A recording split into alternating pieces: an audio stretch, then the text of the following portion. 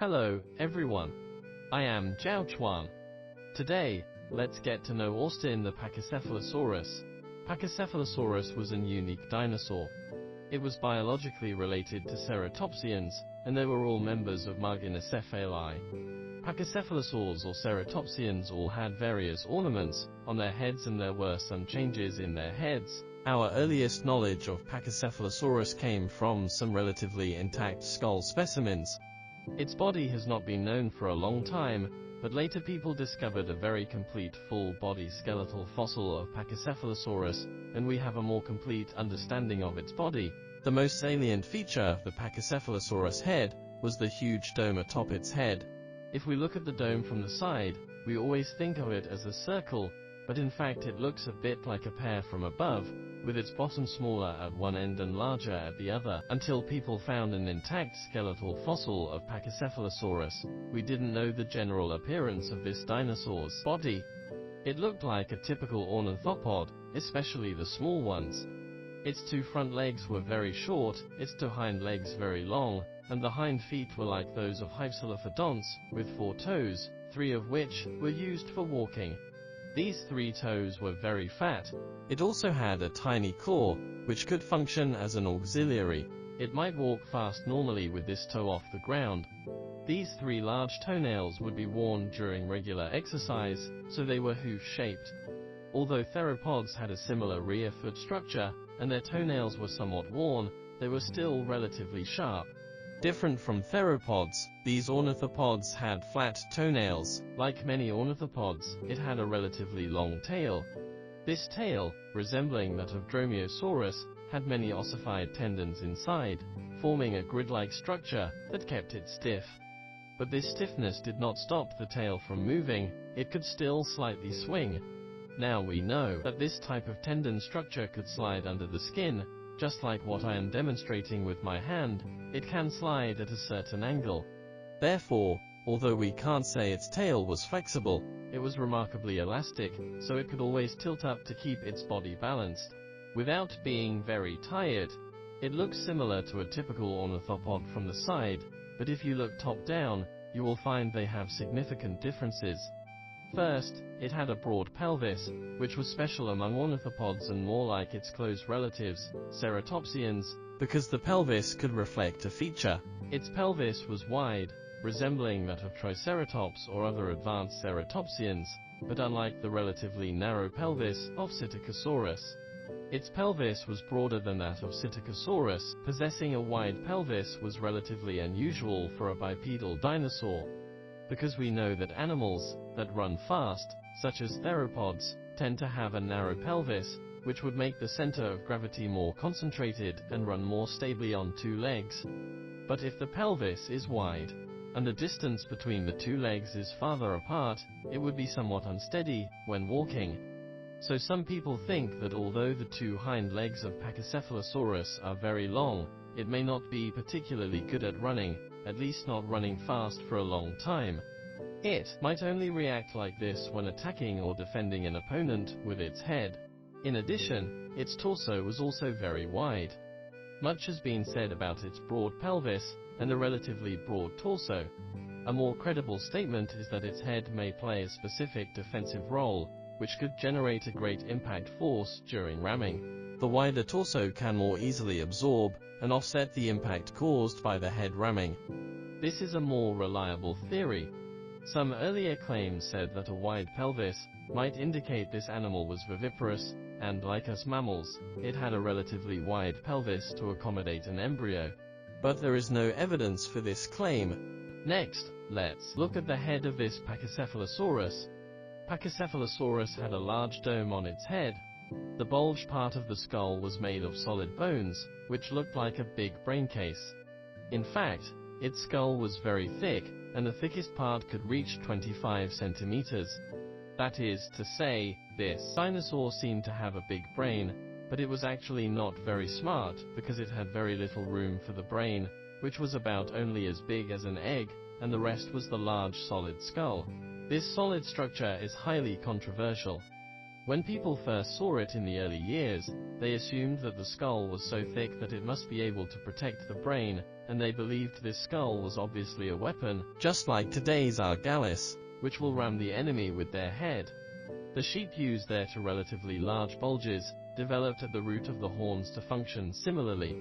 So people's earliest and most intuitive speculation is that this dome was a weapon, but later, some researchers believed that because it is a solid bone, if Pachycephalosaurus used it for ramming, and as there were no cushions for the brain inside, this would cause brain damage.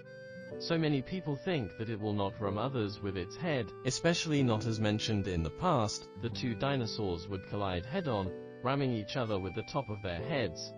This part was unlike the keratinous sheep horn, which had a hollow bone core. The hollow bone core structure and the outside keratins formed the horns of sheep, which will offset part of the impact. But the solid skull of Pachycephalosaurus could not function as a cushion. Some old theories stated that Pachycephalosaurus went head-to-head ramming during courtship season. If you look at some old publications, there are often illustrations like that. But now, some scholars hold contradictory views.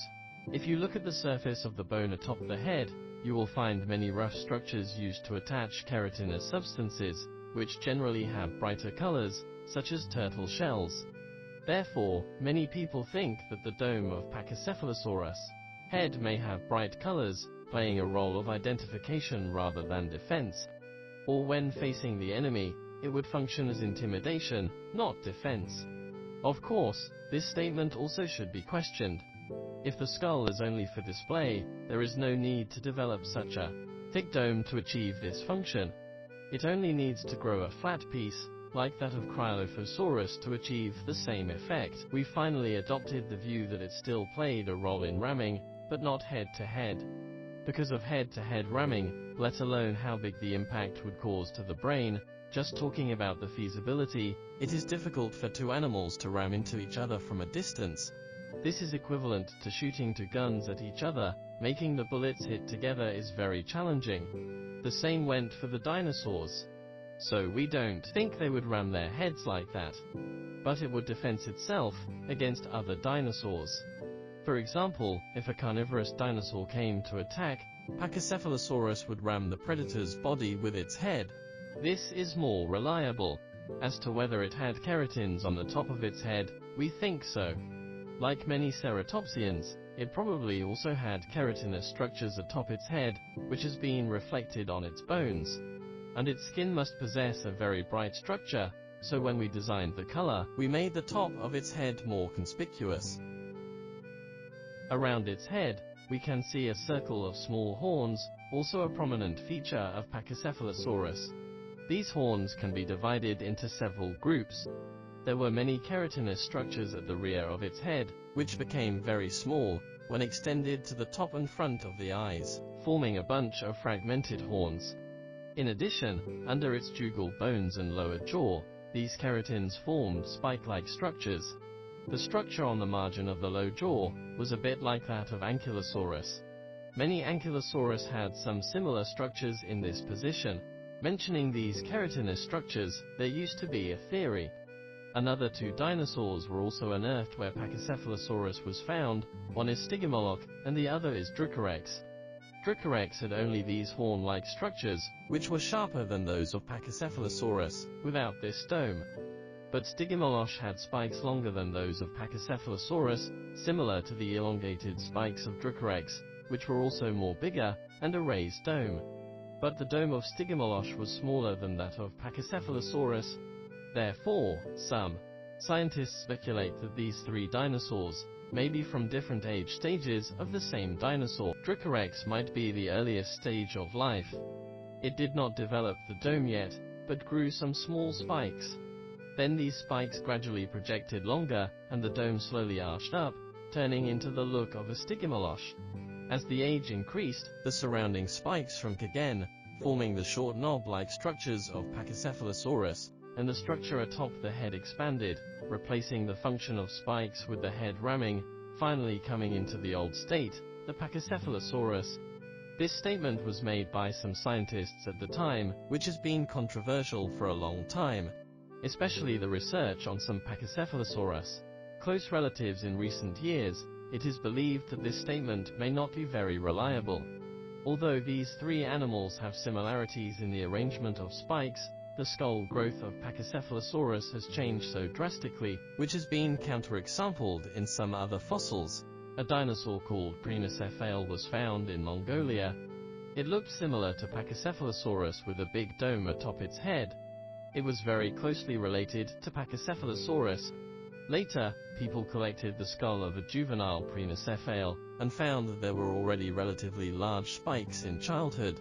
The size of the surrounding small spikes was the same as those in its adulthood, which completely overturned the previous view of the drastic changes in the growth process. Therefore, we still believe that Pachycephalosaurus, Stygimoloch, and Dracorex were three different species. Besides, let's talk about its scales. The body of Pachycephalosaurus does not preserve any skin fossils. When we restored the scales on the body, we referred to its close relatives, ceratopsians, especially Psittacosaurus. Some Psittacosaurus have preserved intact skin fossils, showing rows of large granulated protrusions arranged regularly on the trunk, and other parts of its body were covered with uniform and relatively small scales.